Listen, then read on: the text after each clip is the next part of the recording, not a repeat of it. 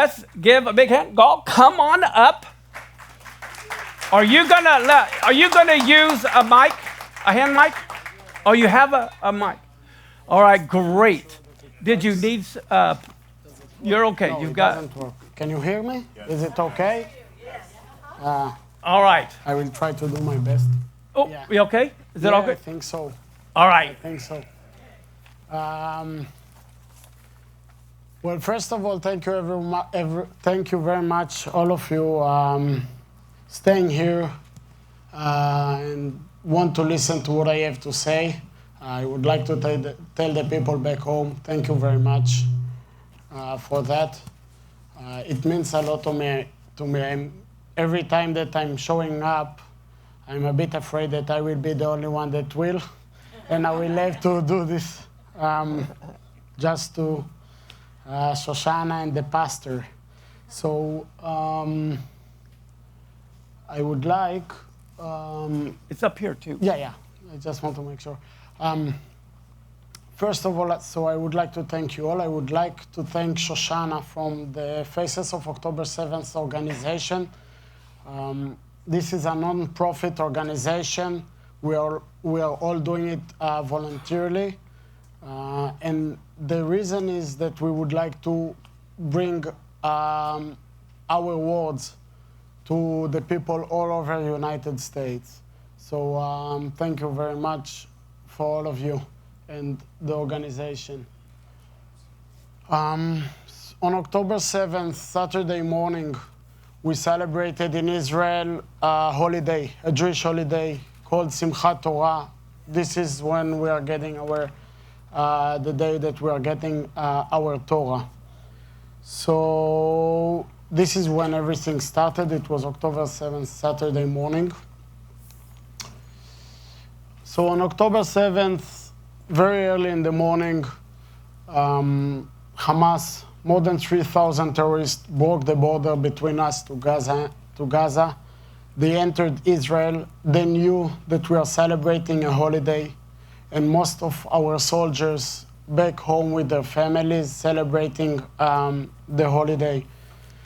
The terrorists entered all the army bases that were around Gaza, and they entered all the army bases in Gaza envelope, and they entered all the kibbutzes as well. If you are not familiar with the word kibbutz is a small socialist community village, which in each kibbutz we have somewhere between 500 people to 1,000 people. The Hamas, the terrorists, entered all the kibbutzes as well. In the kibbutzes, there were only civilians. There was not even one soldier or one policeman. And they knew that, and they used it. So they broke the border, entering all the kibbutzim. What I would really want to show you that my kibbutz is kibbutz Re'im. It's exactly in the middle of Gaza envelope. After the IDF captured some of the terrorists inside the kibbutz, and they investigate the terrorists, so they asked the terrorists why many of you came to Re'im. So they told them that Re'im is exactly in the middle of Gaza envelope.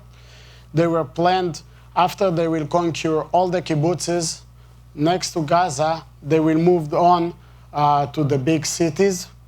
So they want to make Re'im as their headquarters, because it's right exactly in the middle of Gaza envelope.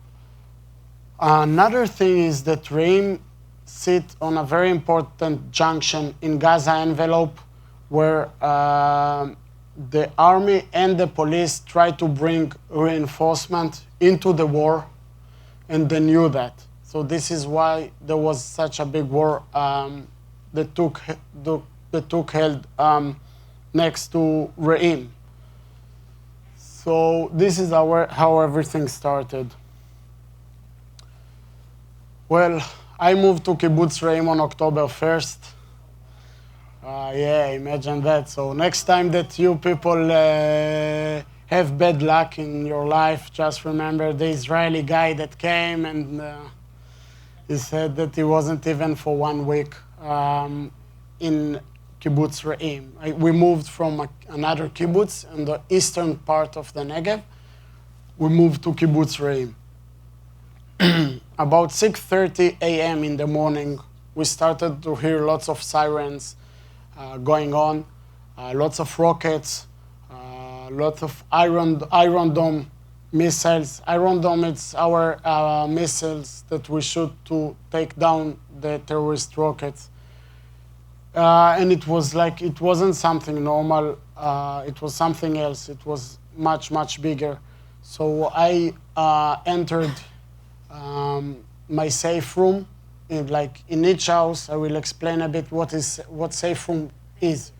Safe room, it's just another room in our house that have a thicker walls and like heavy door and heavy window. Pretty much it's supposed to protect you if a rocket fall down next to your house. This is the meaning of safe room. It's not like bomb shelter or something like that. It's just another room at your house. So we entered, me and my kids, and I told my wife, Ayana, well, this is the sign that we have on our door. They put, I told you that we just moved.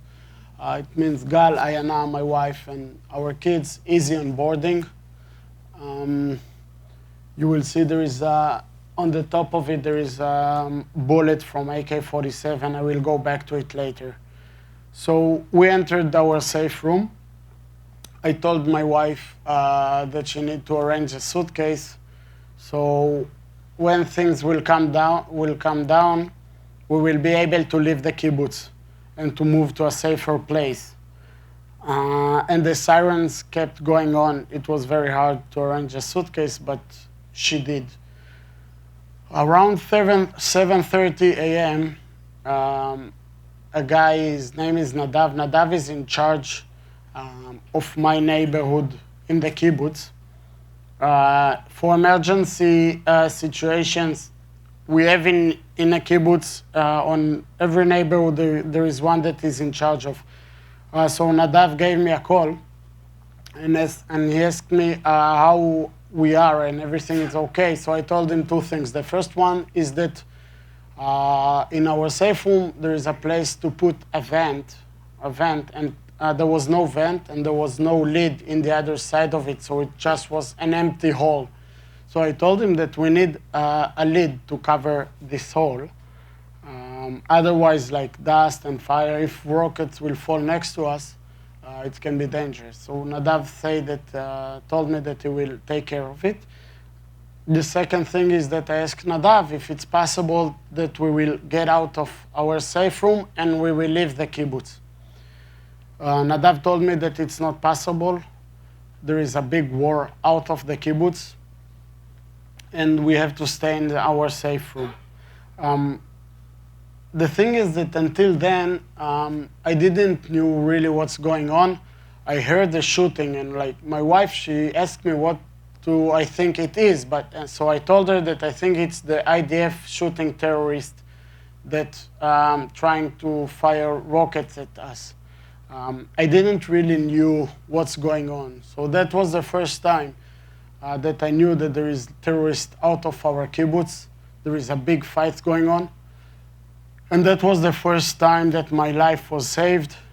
100%. If Nadav would have told us, you can get out of the kibbutz, that's fine. We would have gone, me and my wife and kids. 100% they would have killed us. After we left, I saw all the car out of the kibbutz. They thought to do the same thing that I did. And they were murdered and their car was burnt and everything. So this is the first time that my life was saved. We stayed in our safe room and we just waited. So how everything started in kibbutz Re'im. Now this is our front gate, our main gate. There is a guy that tried to escape from the terrorists. So he didn't know anyone, so no one opened the gate for him.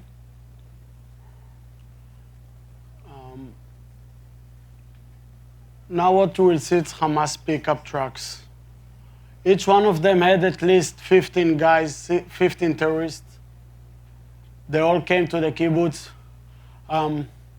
Yeah, for this guy it was, yeah.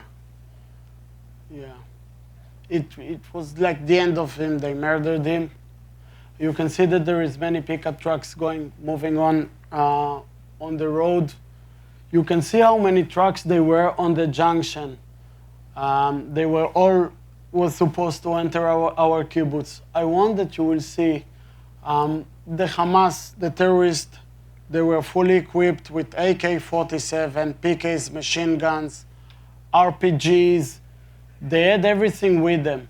They bring everything. They had stretchers, first aid equipment, a lot of water, lots of food. They were planning to stay for a long time, not just for 1 hour or 2.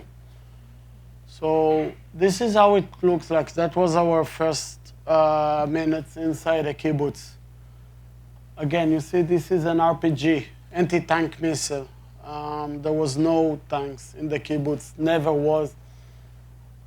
They just entered like that. You can see that many of the cars stay in the junction above. Many of the Nova festival that took held, there was a big music festival next to us, the Nova festival. Many of the people there tried to escape, and they literally came towards the Hamas. They came to the Hamas. So the Hamas, instead of entering our houses, it was much more easier for them to stay there, and just for them it was like shooting ducks in a range, pretty much. All the people that escaped the kibbutzes, all the reinforcement, all the people from the Nova Music Festival, they all came towards them. For them, easy as that. You can see they entered our kibbutz. They threw the body. You saw the black pickup truck. They threw the body of the guy that was there on the forest next to it, and even took his car. So this is how everything was look like. You can see that many of them that were supposed to enter the kibbutz stayed outside. Later, some of them entered as well. This is a video footage from our factory. They're looking like that. They're walking like that inside the kibbutz, looking for civilians. In our kibbutz, we had only 6 armed guys from the security team, only with M16. This guy has RPG, anti-tank missile with him.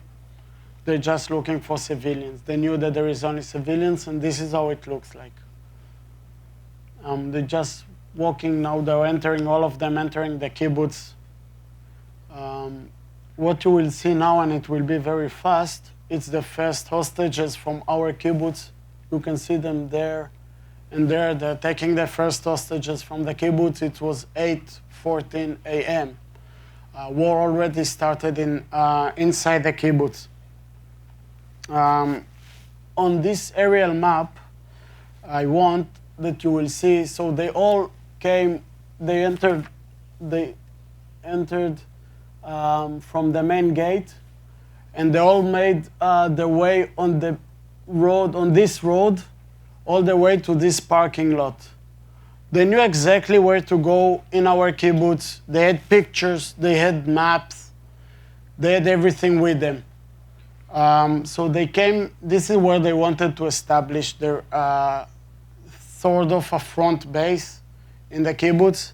And each time at least 20, 30 tourists was there, like stay there. This is the place where they plan to bring all their injured. I told you that they had like first aid equipment with them.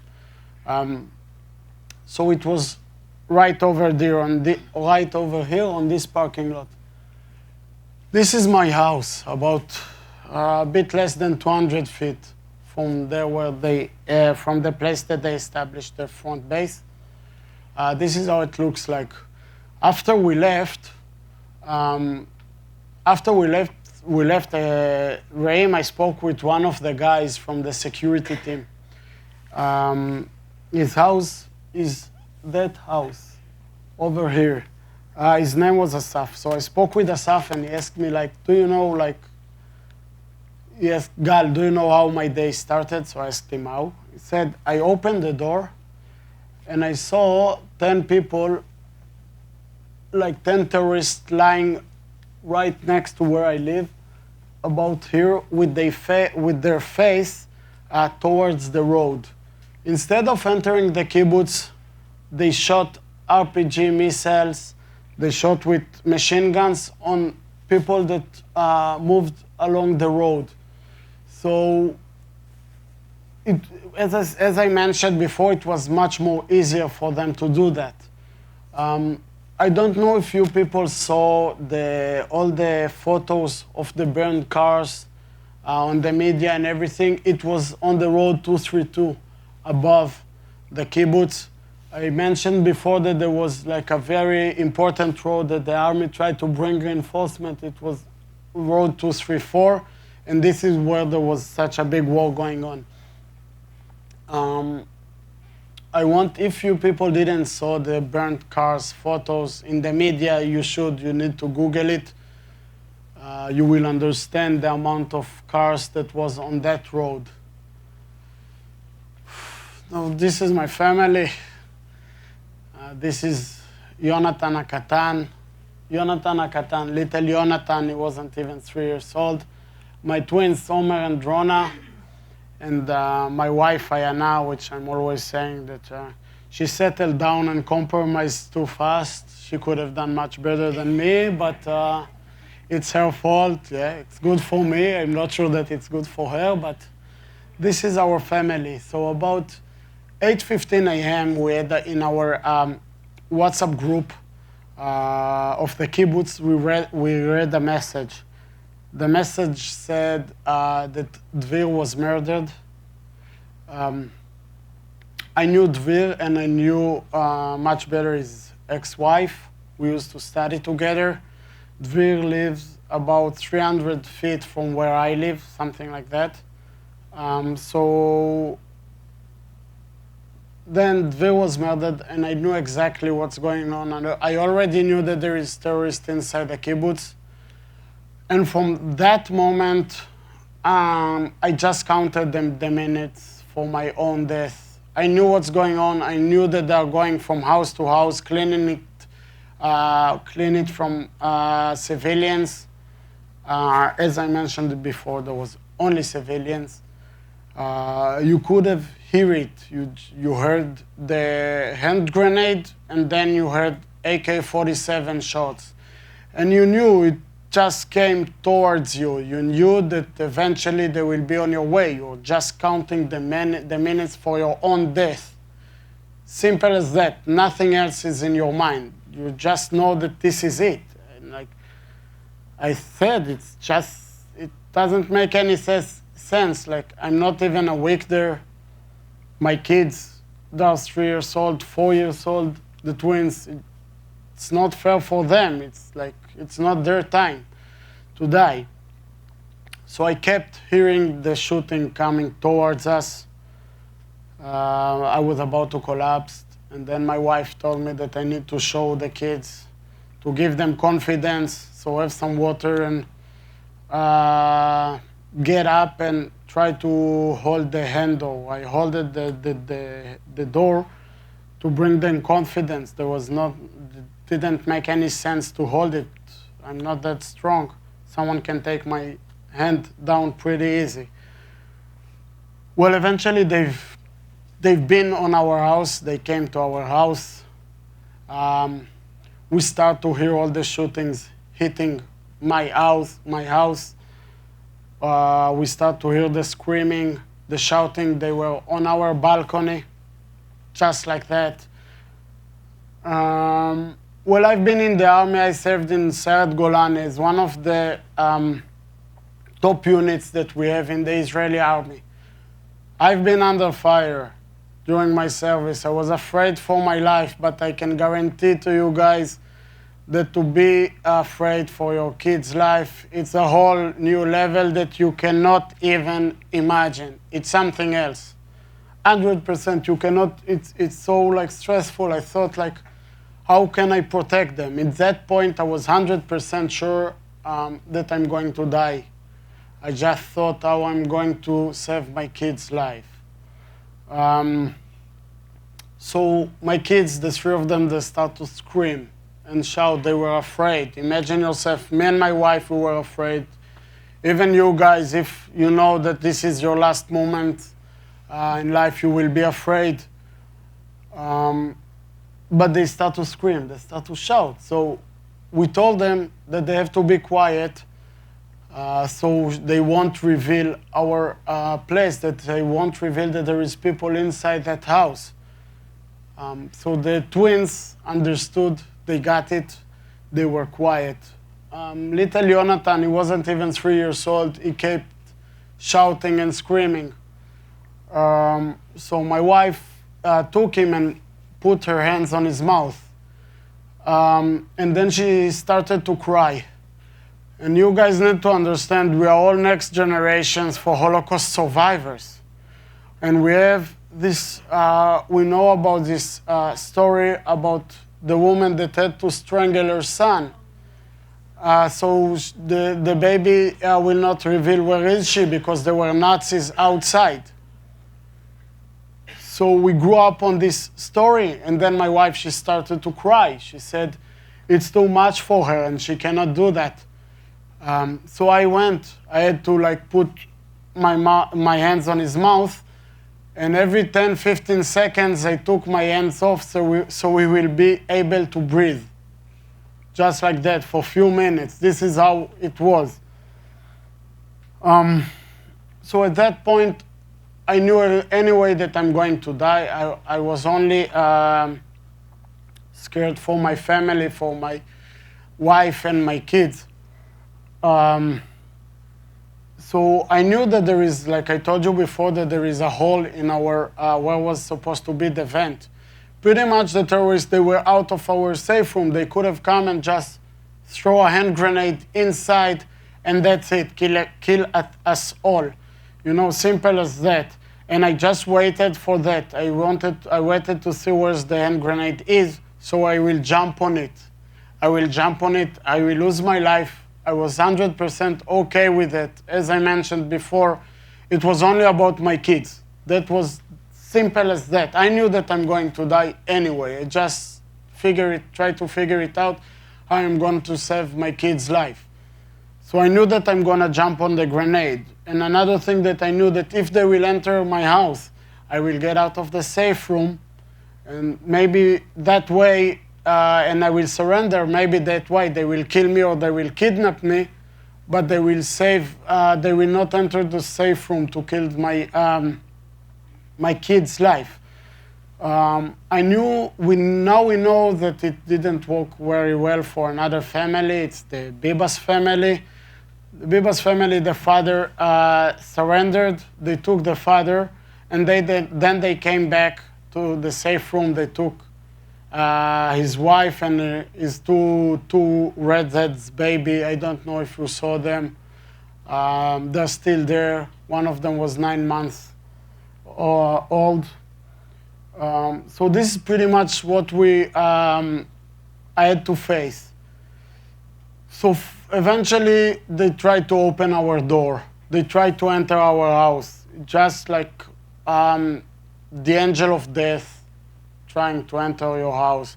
The only thing that separates between me and them is just a simple wooden door that probably all of you can break it with one kick, but they didn't. They just tried to open it.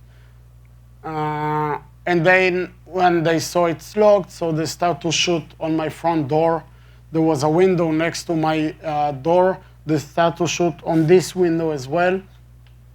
Probably they thought that we will surrender, that we will be afraid and surrender, and we will get out to them. But we stayed for the safe room. It was like that. Well, it was a minute, a few minutes, I think. For us, it felt like it's hours. It was like, every minute felt like 1 hour and didn't stop. So it was like that. So they gave up and they moved to the next house. My next house, the next house of my neighbor, it's Ben's house. Ben was my neighbor, and he forgot to lock the door in the morning. So they entered his house. They threw a hand grenade to his living room. The hand grenade didn't explode, and that's the reason that they didn't enter his house. They were afraid by their own grenade. We are very good friends, me and Ben. So this is pretty much what saved Ben's family, that there was like a hand grenade that didn't explode. Eventually at 2:30 p.m., after 8 hours, the special forces of our army arrived in the kibbutz. And since that moment, I still heard that there was a big war outside. But I told you before, I can notice the difference between AK-47 bullets to M16 bullets. So I knew that there is big war outside. And I knew that they're still entering some of the houses, but from that point, they're trying to defend themselves because of the army instead of trying to attack civilians. So it was like that for 4 hours. At 6:30 p.m., after 12 hours, finally the army started to move from house to house to check what's going on and who's living. So they entered my house. They broke the door. They entered my house. They checked that everyone's okay, and they moved to Ben's house. And then they came back after 5 minutes, and they told me that Ben doesn't want to get out of his safe room. And they asked me if it's possible that I will go there and call Ben out. So I went to Ben's house, and I called him, Ben, please get out. And he didn't want to. Only after 10 minutes that I tried to convince him, and my wife called his wife, he left the safe room, and I asked him, why it took you so long? So he said that he saw a movie that in other kibbutz, the terrorists took one of the hostages.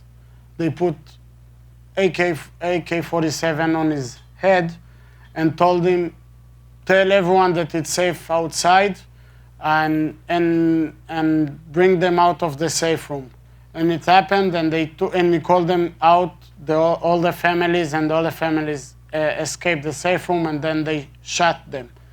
So he was afraid that it's the same. Pretty much there is a gun on my head, and he didn't believe me. He thought that they kidnapped me and they're using me. So this is why he didn't left his safe room. So because of the hand grenade, they had to bring Ben to our safe room. We were like 9 people. The safe room wasn't safe anymore because there was so many bullets, and there was a hole, and we were supposed to go to another safe room. You need to understand that we've been on this safe room. We couldn't, we just had one bottle. Every time, bottle of water. Every time I had to crawl to the restroom to fill it up with water, bring it back. We had no food inside. We couldn't go to the kitchen because in the kitchen there is many windows.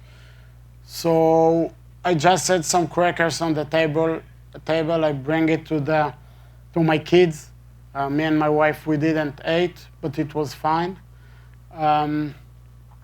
We had just a small trash can where all of us did our needs. We couldn't get out of the safe room, so we did our needs in this trash can. Only at 11 p.m. they moved us.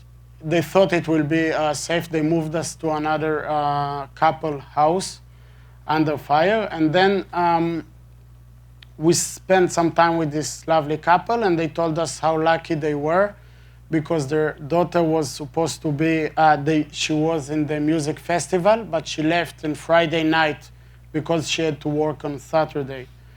So how lucky they are, and how they have so much luck. So we went to sleep at 7, and then at 7 a.m. I went out of the safe room. I had to I make some fast breakfast for my kids and for everyone, and suddenly 2 army officers arrived. And then they asked me if I can please call the couple out of the safe room. So I called them, and just in front of my eyes, like they sat on the sofa, and in front of my eyes, they told those couple that their son was murdered on his way to his base. He was recruited to the reserves, and he was killed. You don't want to be there next to parents that hear this news. So this is how it was until 11 p.m. 11 a.m. the day after. So this is my front door. I show you the bullet. This is a hole from hand grenade that they threw. This is how it looks like. I told you about our window. You can see pretty much it just start to shoot from the top all the way to the bottom, all over the window. This is bullets. I have any of them inside my house. I just took few. This is bullets that hit the wall. One of them even hit the refrigerator. I'm always saying that I don't know which is the company that this refrigerator is, but now they can take the price up because their refrigerator is a bulletproof one, and it's much. They can like 100% true fact. It's bulletproof refrigerator. So this is how it looks. I had many of them inside my house. The walls outside. This is from another grenade. This is like bullets. When the army arrived, they had to mark. They need to have their own way to communicate with each other. So they start to spray on each one of the houses their numbers, so they will be able to communicate. The IDF, as I told you, it's just a simple wooden door. Like there is 3 bullets on the top of the pictures, but the IDF broke our door to enter inside. Well, at some point, the terrorists thought it will be much more easier for them just to burn the kibbutz, literally burn the whole kibbutz. So they start to burn cars and trees and everything. They thought that the smoke will enter. Probably they thought that the smoke will enter our safe room. So either it will strangle us or we will get out of the safe room. So this is how it was. On the top, you can see an RPG anti-tank missile hitting one of our safe room. Later I will show you that video, the video of that room. As I mentioned, it's anti-tank missile to use against civilians. There was no soldiers. On the picture on the bottom, at some point when the army arrived, too many soldiers entered the houses and they were killed in the fight against the terrorists. So the army decided to bring a tank, Merkava tank, you have the Abraham tank, to start shoot cannon shells on our own houses to take down the terrorists. And this is how it looks like when an army tank shooting cannon shells on our own houses and apartments. This is exactly how it looks like.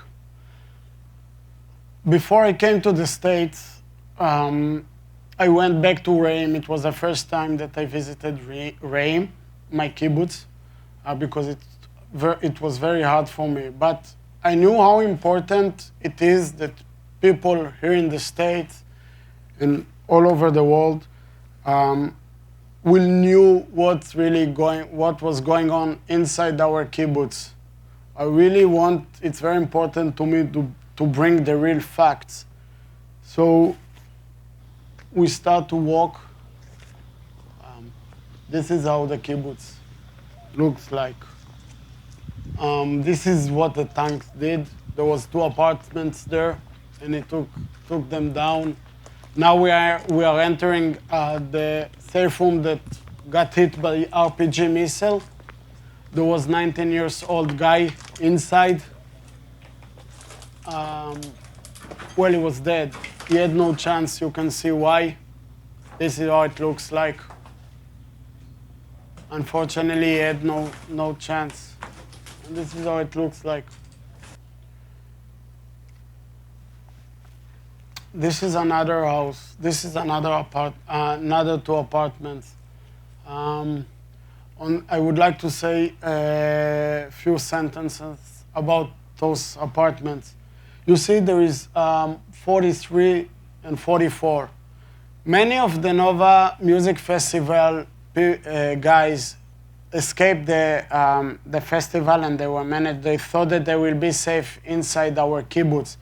So they found 2 apartments. So in apartment 44, 3 women entered, and the Hamas discovered it, and the terrorists discovered it. So they raped those 3 women, not by 1 or 2 or 3 guys, by groups of terrorists. How do we know that? There is very nice family that lives very close to them, and they kept hearing the screaming, not like for 5 minutes, for hours. And it was like that. And in the end, they they murdered those women and burned the apartment down. There is evidence. I didn't want to see the evidence. For me, it was too hard to even enter to this apartment. It wasn't for me. But I spoke with the guy that took the pictures. He told me that you don't want to see that. So you see, there is another sticker here. It says mezukeh. Like we have in Israel people that if there is bodies or body parts, we have zaka. They are the ones that taking the bodies away. So, for example, at my house, we had no sticker like that. They are putting those stickers only on apartments that the bodies was burnt. The body were burnt, and at some of them it was not even bodies. It was just part. So they need to write that it was clean. There is no like bones or teeth or something that left from the guys over there. So only on the burnt houses they put this sticker. I entered apartment 43. In apartment 43 there were many guys that escaped the music festival. So there is lots of ash on the floor. My wife, she's the one that took those videos. She didn't want to step on that ash. She was afraid that, you see, there is a place without ash. This is where she stood. Like, they burned the apartment down with people inside. Easy, simple as that. And this is this is how the apartment looks like. This is another apartment. This is one of the oldest trees, olive trees in the kibbutz. It's very symbolic that they burnt it down. You can see that everything was burned. There were people inside. Everything was burned. The only thing that left is the concrete and the aluminum frame. And this is how it looks like. Everything was melted. The toilet, the sink. You see, and there were people inside. Some of them were still alive. And this is how it looks like. This is the safe room. They wanted to make sure that they're even burning the safe room. This is this is a video of the one that took the video is a very good friend of mine, and this is a full house, like a complete house of parents and daughter and son. Well, in this house, they burned the whole house down, and then on our WhatsApp group, they will start to say that Marom's family's house is getting burned, and we need to save them. So the security team, the 6 guys, as I mentioned, only 6 guys, they came to rescue this family under fire, of course. This family they have a daughter that she's 100% disabled. She can only lay down. She cannot even sit. It was very complicated. They took them out of the window. That was the only option. And this is how it looks like. If you're asking me, this is the photos that we took. We left the kibbutz at 1 p.m. after 32 hours. They are the real heroes. They are the real warriors. It's not me or the security team. Well, maybe it's the security team, yeah, but they behaved well. They were amazing. When you're 3 years old, this is not like what you are supposed to see, but they were amazing. They were, honestly, they were awesome. I would like to dedicate this lecture for 2 people. The first one is Roy Levy. Roy Levy was an American citizen. He born here in the United States. His family, they made Aliyah to Israel. Roy was my commander in our squad. He was the commander of my squad. The first time that Roy saved my life was during my service. He was the great commander that you can imagine. That was the first time. The second time, as Roy heard that he lives up north. As he heard that there is a big war going on, he left everything and he went as fast as possible to the Gaza envelope. He heard that there is a big war inside Reim, so he entered. It was just him and another 3 soldiers. And they had like very big fight with the terrorists. Well, after a while, Roy was next to this tree, and one of the terrorists escaped one of the houses. He shot 7 bullets towards Roy. 6 of them hit the tree, and the 7th hit Roy in his heart. Roy died there. I'm always saying that he had such a big heart, it wasn't that hard to find it. So I really want to dedicate it to him. The second one is Shauli. Shauli is my wife's cousin. And Shauli already discharged from the army. But as the war began, he insisted to go and fight for his own people, for his people, and for his nation. So in Hanukkah it's another Jewish holiday. He had 24 hours just to refresh. So he went back home, and me and my family, we went there to meet him, and like we spoke for a while, me and Shauli. And Shauli said that every time that he feels sad or desperate and is in bad mood, he's thinking about me and my wife and my kids. And this is what gives him the strength to move on. They know that he really has a purpose for doing that. He knows that he is there to protect us, literally, his family. No one else. He knows why he need to do that.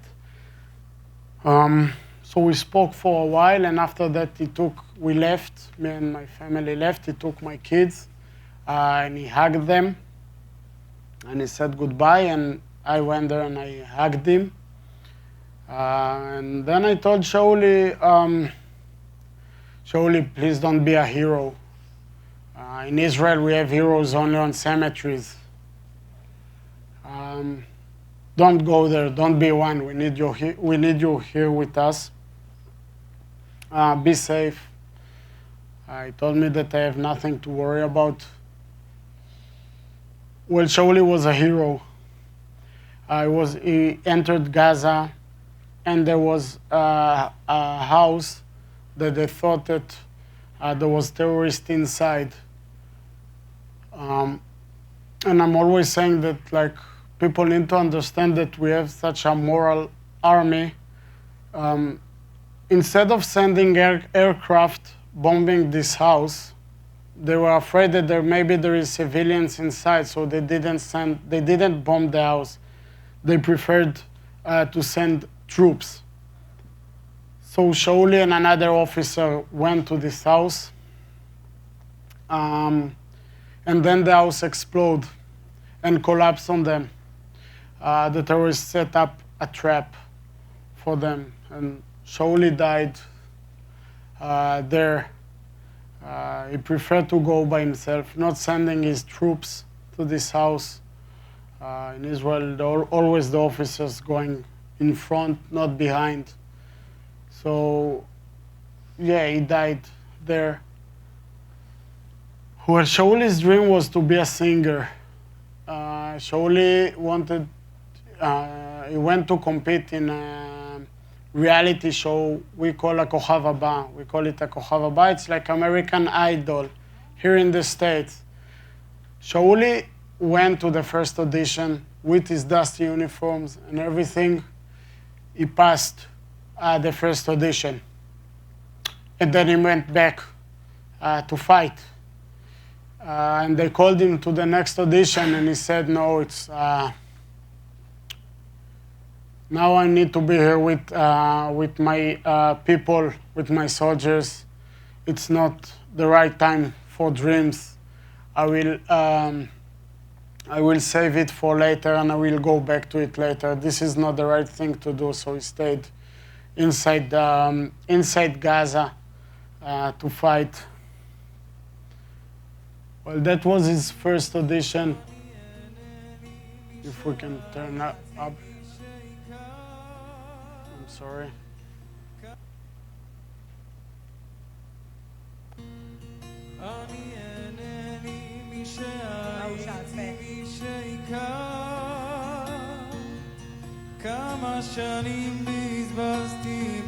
We always sang pretty much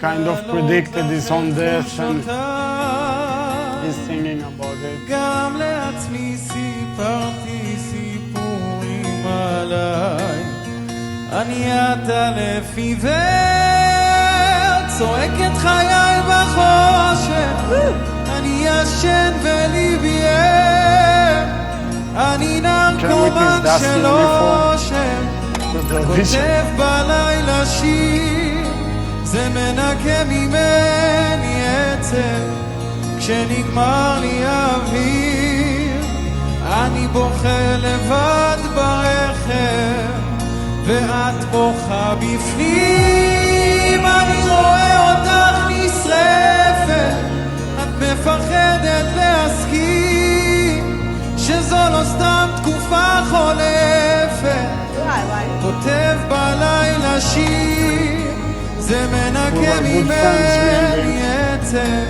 כשנגמר לי האוויר, אני בוכה לבד ברכב,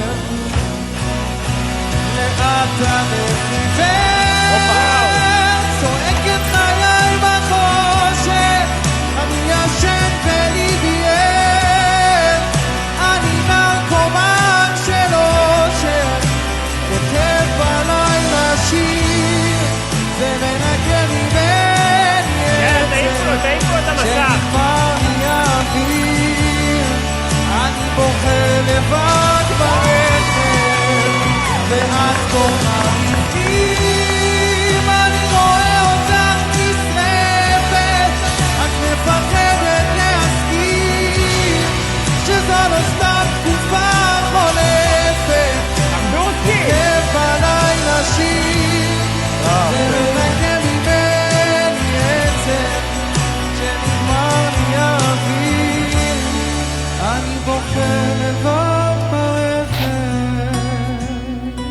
איזה טוב אתה!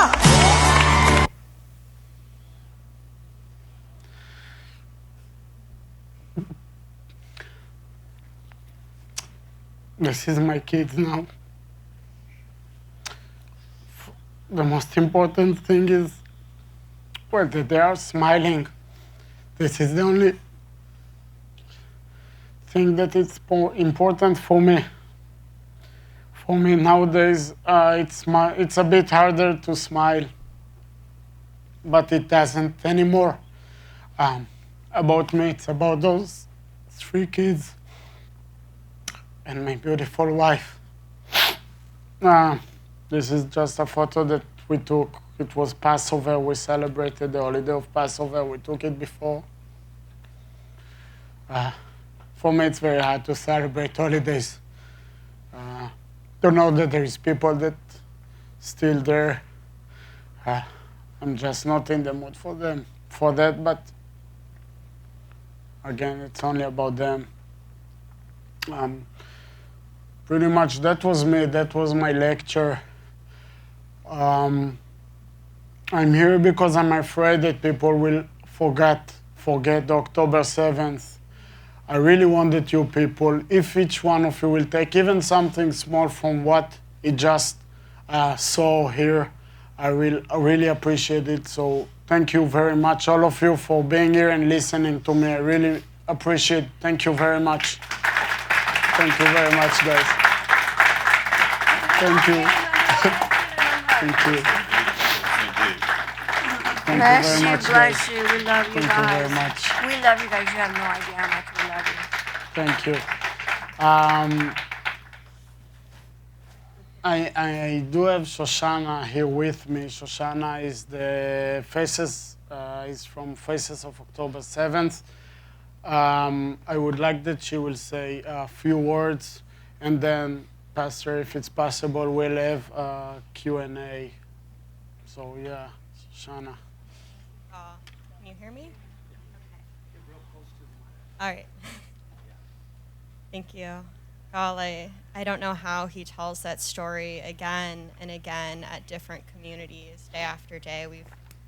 This is his second time going on a trip around the States now, telling his story, and every time it's so difficult, but it feels really important. Like you said, I'm Shoshana. I'm co-founder of the small nonprofit that brought Gal here today, and to share his story across the country. My friend and I began this initiative just about 2 weeks after the massacre. We already felt like it wasn't being properly represented to the world and just needed to do something about it. We wanted to create this bridge between the world and what happened that day in Israel. And this bridge felt incredibly urgent for us for a variety of reasons, and even more apparent in the recent days. We really feel like the world needs this education to hear firsthand what really happened that day. So over the last 6 months, we've been to about 200 different communities across the world, mostly in North America, over 80 of which have been college campuses. And we have a whole list of communities that are eagerly waiting for us to bring a survivor to them. So if you want, I know people are listening from all over the world, so if you want to help our mission and bring a survivor to tell their story to your community, we have all, but also many other survivors from different kibbutzim and from the music festival who want to feel the world's support and help us educate about what happened that day. We have a website, and you can reach out to us on there. Yeah, we want more than anything to bring as many survivors to as many communities as possible. At the moment, we're a small operation. It's just my friend and I running this with some other volunteers, but we have a lot of dreams to grow and go to public schools and communities that don't have the funds to sponsor us. So if you also are interested in helping support us that way, we have like a link to a GoFundMe page, or you can also donate on the website. But just thanks so much for your support. It's been a profoundly moving experience to be able to come to communities that are diverse and all over the world that want to help share the burden of what happened that day. So thanks so much for listening to Gal's story and helping support us and this mission. And again, for any more information, you can visit our website and send an email to me through there. Thank you.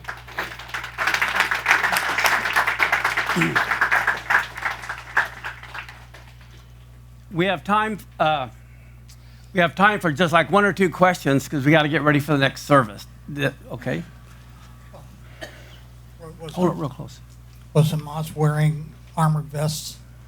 Sorry? Did Hamas have armored vests? Some of them, yes. Some of them wear army vests. Some of them use Israeli IDF uniforms. Some of them not. Some of them came with shoes. Some of them came with flip-flops. Many ways. One more question. Is family in America? Is your family here? Is your family here? Well, no. That's a nice question. No, but my family pretty much, after, I will try to make it as short as possible, but after we moved from Reim to Eilat. Eilat is a tourist city down south of Israel. We've been there in a hotel for 2 months. After that, my whole kibbutz, we went all the kibbutz. My whole kibbutz went to Tel Aviv, to live in Tel Aviv. Me and my family, we chose to move to another kibbutz in the eastern part of the Negev where I work.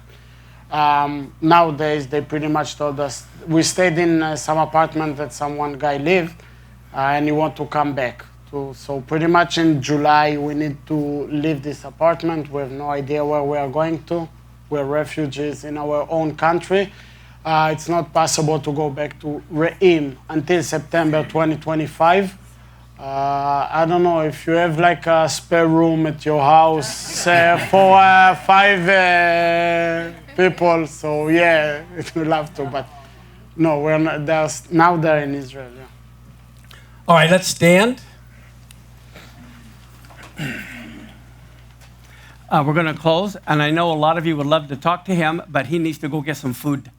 So you can come. That's okay. It's I know okay. how important it is that I'm here, so I will be here, and Shoshana as well, and that's fine. You can come and visit with him. All right, just as Hashem told Moses to tell Aaron to say this prayer over his people. Ivarekaka Adonai v'yishmareka, Ya'er Adonai panavileka v'huneka, Yisa Adonai panavileka v'yasem laka shalom. The Lord bless you and keep you. The Lord make his face to shine upon you and be gracious to you. The Lord lift up his countenance and give you peace. In that most wonderful name, Eyeh, Asher, Eyeh. Amen. Go in peace.